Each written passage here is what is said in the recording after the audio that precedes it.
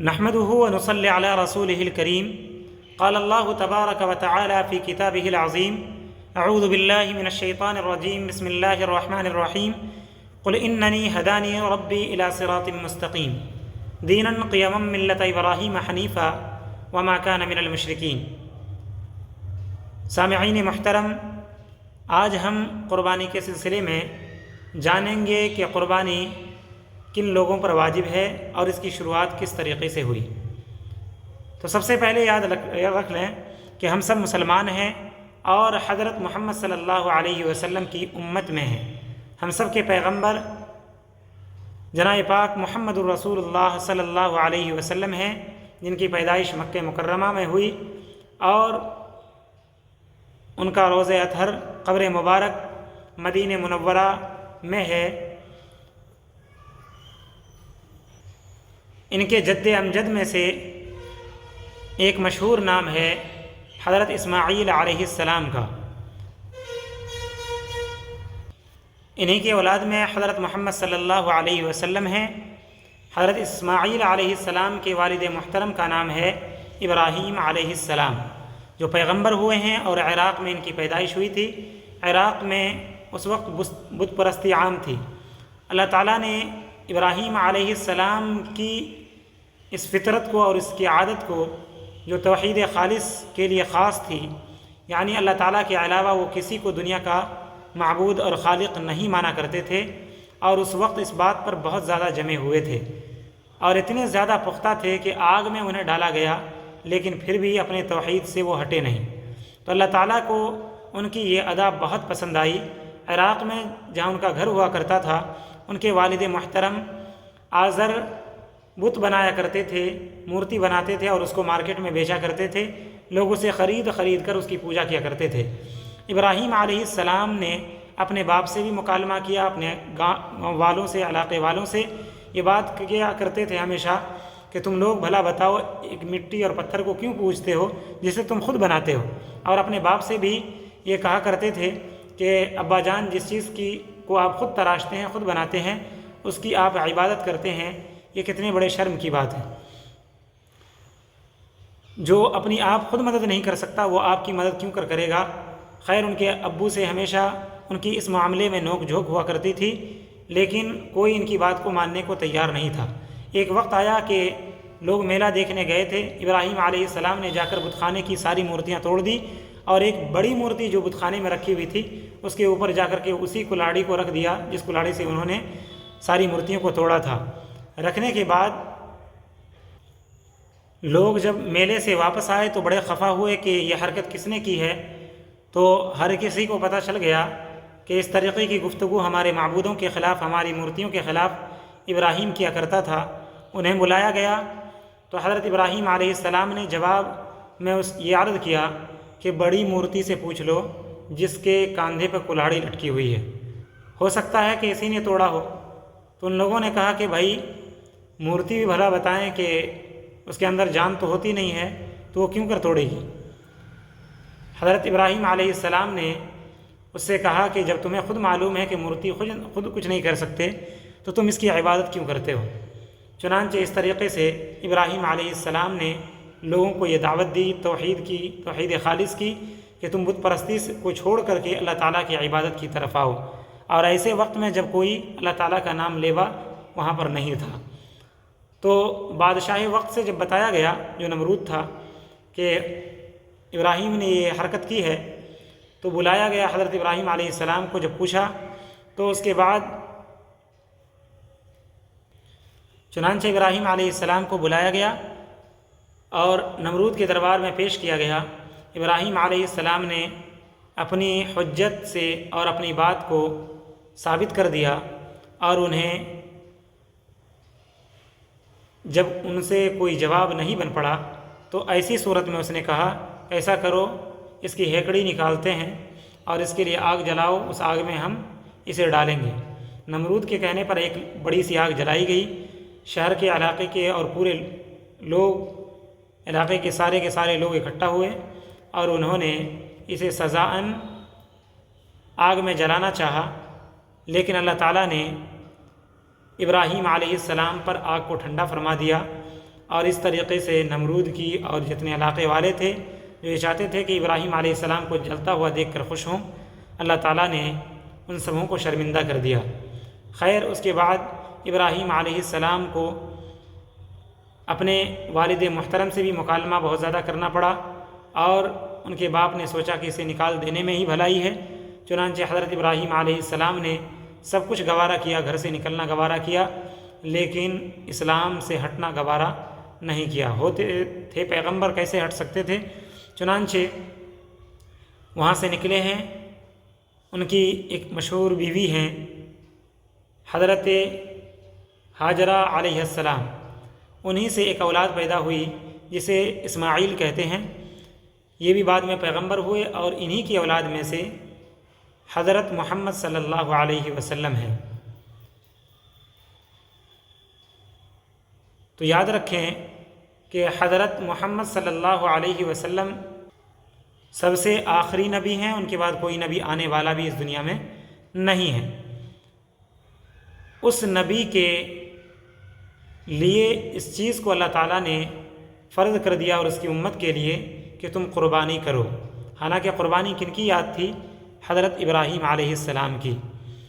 اور توحید خالص کے وہ عالم بردار تھے کہ بالکل بھی اللہ تعالیٰ کے سامنے کسی کو بڑا نہیں سمجھتے تھے۔ اس لیے اللہ تعالیٰ نے قرآن کریم میں فرمایا ملت ابراہیم حنیفہ وما کان من المشرکین۔ لہذا آج کل کے دور میں بھی کسی کو اگر کوئی اچھی دعا کرنی ہو توحید پر جمنے کے لیے تو یہ دعا مانگے کہ اے اللہ ہم سبوں کو ابراہیم علیہ السلام کے اس نقش قدم پر چلا دے جس نقش قدم پر وہ توحید کے عالم بردار ہو کر کے رہے، یکسو ہو کر کے رہے، اور ہم سبوں کو مشرکوں میں سے نہ بنا۔ یہ اچھی دعا ہے۔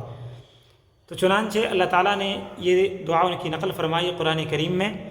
اور یاد رکھیں اسے شرک سے ہٹا ہوا اس لیے بھی کہا گیا کہ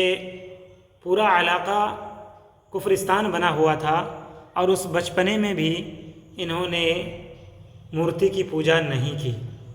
تو بچپنا جس کا اس طریقے سے اپنے آپ شرک سے پاک ہو، اس سے بڑی مثال کیا ہو سکتی ہے؟ کئی مرتبہ انہوں نے یہ سوچا کہ لوگ چاند کی پوجا کرتے ہیں تو شاید ہم بھی کر سکتے ہیں، سورج کی کر سکتے ہیں، لیکن سب کو دیکھتا کہ ایک کے بعد دیگرے وہ سب کے سب ڈوب جا رہا ہے۔ پھر لوگوں سے بھی کہا اور خود سے بھی سمجھایا کہ لا احب الآفلین، کہ میں فنا ہونے والی ذات کو خدا نہیں مان سکتا۔ سورج ابھی ہے، تھوڑی دیر بعد ڈوب جاتا ہے، چاند اگتا ہے پھر ڈوب جاتا ہے، تو پھر ایسی صورت میں ہم اسے خدا نہیں مان سکتے۔ یہ سب کی چیزیں مخلوق ہیں۔ اور حضرت ابراہیم علیہ السلام نے دعا فرمائی انی وجہت وجہی للذی فطر السماوات والارض حنیفا وما انا من المشرکین، کہ میں نے اپنا رخ اللہ تعالیٰ کی طرف کر لیا جو زمین اور آسمان کا خالق ہے، پیدا کرنے والا ہے، بنانے والا ہے، یعنی سب چاند سورج کو ستاروں کو بھی بنانے والا ہے، اور زمین و آسمان کا بھی جو بنانے والا ہے، پوری دنیا کا جہان کا جو بنانے والا ہے، میں اسی رب کو مانتا ہوں اور اسی کی طرف رخ کرتا ہوں، اور میں مشرکوں میں سے نہیں ہوں جس طریقے سے اور لوگ شرک کر رہے ہیں، بلکہ یہ کہا کہ میں موحد ہوں، اللہ تعالیٰ کو ایک ماننے والا ہوں۔ اذ قال له ربه اسلم قال اسلمت لرب العالمین، یعنی جب اللہ تعالیٰ حکم دیا کرتا تھا ابراہیم علیہ السلام کو، وہ فوراً بات مان لیا کرتے تھے، اور اس میں ذرہ برابر بھی اسے وہم و گمان میں بھی اس کے خلاف کوئی بات نہیں آتی تھی، اگرچہ پوری دنیا کے عقلوں کے خلاف وہ بات ہو، لیکن ابراہیم علیہ السلام جیسے یہ سمجھتے تھے کہ یہ میرے رب کا حکم ہے، فوراً مان لیا کرتے تھے۔ اور اسی کی ایک ادا تھی کہ اللہ تعالیٰ نے حکم فرما دیا اس بیٹے کے بارے میں جس کو انہوں نے بہت دعاؤں سے اللہ تعالیٰ سے مانگا تھا، اور بڑھاپے کی حالت میں انہیں ایک بچہ نصیب ہوا تھا اسماعیل علیہ السلام کی شکل میں۔ اللہ تعالیٰ نے حکم دے دیا کہ ایسا کرو تم اسے ذبح کر دو۔ بھلا بتائیں کوئی باپ اپنے بچے کو ذبح نہیں کرتا، اور یہ بات انسانوں کے ذہن میں سمانے کی نہیں ہے۔ لیکن ابراہیم علیہ السلام نے فوراً اپنے بچے سے پوچھا، بچے نے بھی کہا یا ابت افعل ما تؤمر ستجدنی ان شاء اللہ من الصابرین، اے اللہ، اے میرے ابا جان، اللہ تعالیٰ نے جو حکم آپ کو دیا ہے مجھے ذبح کرنے کا، اسے آپ کر دیجیے اور مجھے صبر کرنے والوں میں سے پائیں گے، یعنی میں بھی آپ کو ذبح کرتے وقت نہیں منع کروں گا کہ مجھے کیوں ذبح کر رہے ہیں، باپ بھی ویسے اور بیٹا بھی اسی طریقے کا۔ تو اس طریقے سے ابراہیم علیہ السلام نے اپنے بچے اسماعیل علیہ السلام کو لٹایا اور اس پر چھری رکھی، لیکن اللہ تعالیٰ نے اس چھری کو چلنے نہیں دیا اور اس کی جگہ مینڈا ذبح ہوا، اور مینڈے کی قربانی اب ہم سب مسلمان جو حضرت محمد صلی اللہ علیہ وسلم کی امت میں ہیں قربانی کیا کرتے ہیں۔ یہ انہی باپ بیٹے کی یادگار ہے جس کو اللہ تعالیٰ نے حضرت محمد صلی اللہ علیہ وسلم کی اولاد میں اور اسی طریقے سے ان کے آنے والی نسلوں کے لیے اسے واجب قرار دے دیا کہ اگر تمہارے پاس روپے پیسے اتنے ہوں جس سے قربانی کر سکتے ہو تو قربانی کرنا تمہارے لیے لازم اور ضروری ہے۔ اس گھر کا ہر ایک فرد نرالا ہے، ماں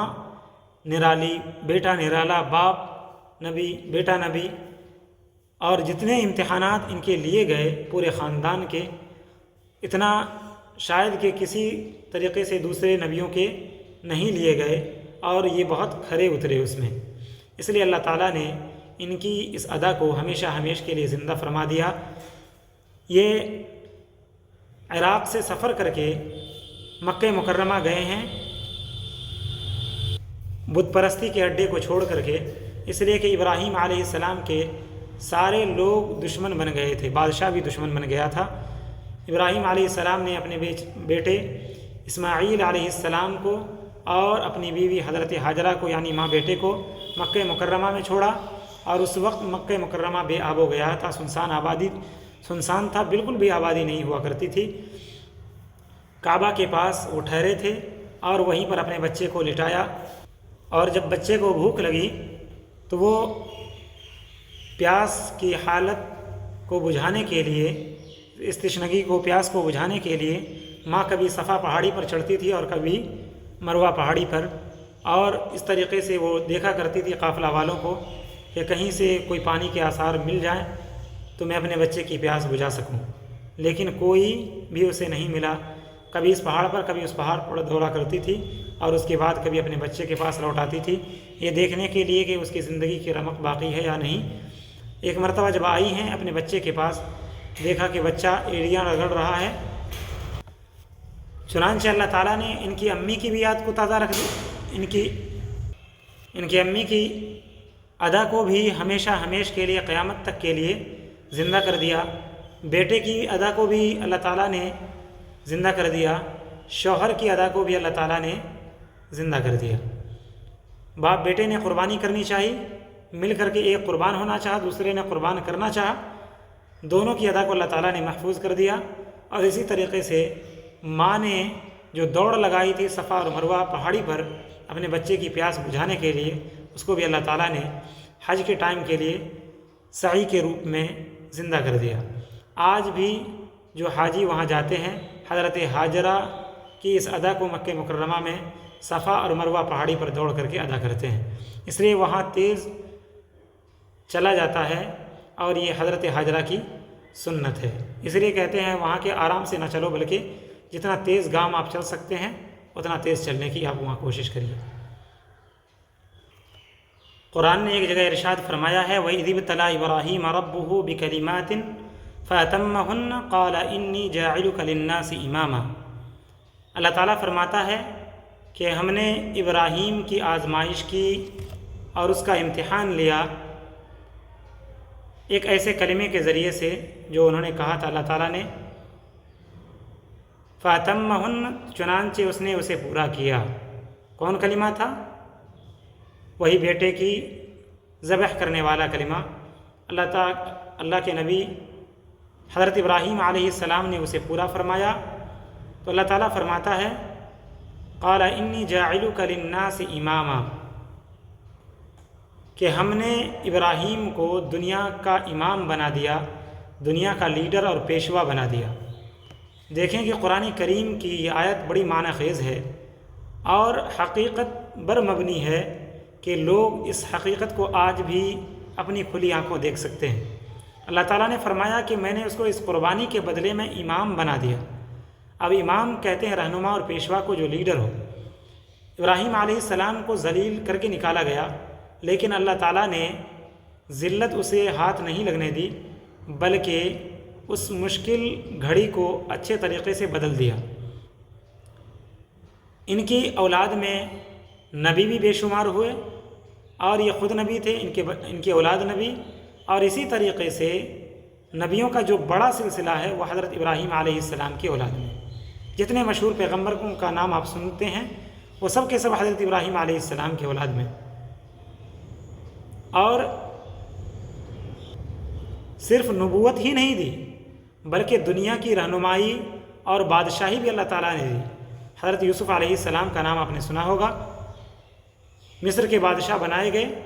اور یہ بھی حضرت ابراہیم علیہ السلام کی اولاد میں سے تھے۔ ابراہیم علیہ السلام کے بعد دیکھیں ان کی اولاد میں سے مشہور نام حضرت اسحاق علیہ السلام، حضرت اسماعیل علیہ السلام، یوسف علیہ السلام، حضرت عیسیٰ علیہ السلام، حضرت موسیٰ علیہ السلام، اور پھر آخر میں حضرت محمد صلی اللہ علیہ وسلم بھی حضرت ابراہیم علیہ السلام کی اولاد میں ہوئے۔ تو دنیا کا بھی فارمولہ آج یہی ہے، اور قرآن کریم کی آیت بھی یہی بتلاتی ہے کہ اگر کوئی شخص اپنے آپ کو امام بنانا چاہے اور اپنے آپ کو بڑا اور رہنما اور لیڈر بنانا چاہے تو دنیا میں اسے جد و جہد اور جہد مسلسل ہمیشہ کوشش کرتی رہنی ہوگی، اور دنیا کے مصائب سے، پریشانیوں سے اسے لڑنا ہوگا، تب جا کر کے ایسا شخص لیڈر اور رہنما بنتا ہے۔ ابراہیم علیہ السلام نے دنیا سے پنگا لیا، جو اس وقت کی ضلالت اور گمراہی تھی اس کو دور کرنے کی کوشش کی، جو بیجا رسومات اور خرافات تھیں ان کو ختم کرنے کی کوشش کی، تو اللہ تعالیٰ نے اس کے نتیجے میں اسے امام بنایا اور آنے والی نسلیں وہ بھی امام بنی۔ اور یہ بتلا دیا گیا کہ دنیا کا کوئی بھی عہدہ اگر تم حاصل کرنا چاہو تو پھر ایسی صورت میں تمہیں قربانی دینی ہوگی۔ آج کل ہم قربانی کرتے ہیں لیکن قربانی کے مقاصد سے ہم واقف نہیں۔ قربانی جو کرائی جاتی ہے وہ اس لیے کرائی جاتی ہے کہ ہم تو نماز روزہ کرتے ہی ہیں، اس میں پیسے نہیں لگتے، لیکن قربانی میں روپے پیسے خرچ ہوتے ہیں ہمارے، اور یہ خرچ کرنا اللہ تعالیٰ سکھواتا ہے اس کے ذریعے کہ تم خرچ کر کے یہ بات ثابت کرو کہ تم میرے حکم کی مطابقت کرتے ہو اور میرا حکم مانتے ہو، اور تمہیں ذرہ برابر بھی اس پیسے کی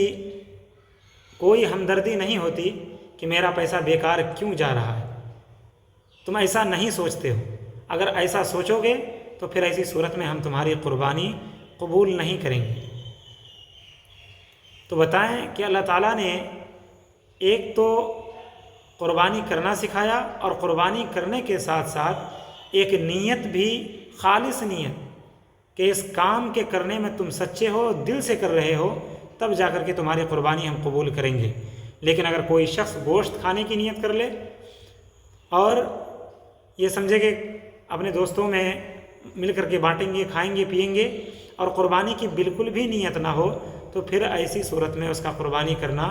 درست نہیں مانا جائے گا۔ خیر، قربانی ہمیں یہ سکھاتی ہے کہ ہم سبوں کو کس طریقے سے جد و جہد اور ہمیشہ کوشش کرتے رہنا چاہیے، اور یہ قربانی اس کی مثال ہے کہ حضرت ابراہیم علیہ السلام نے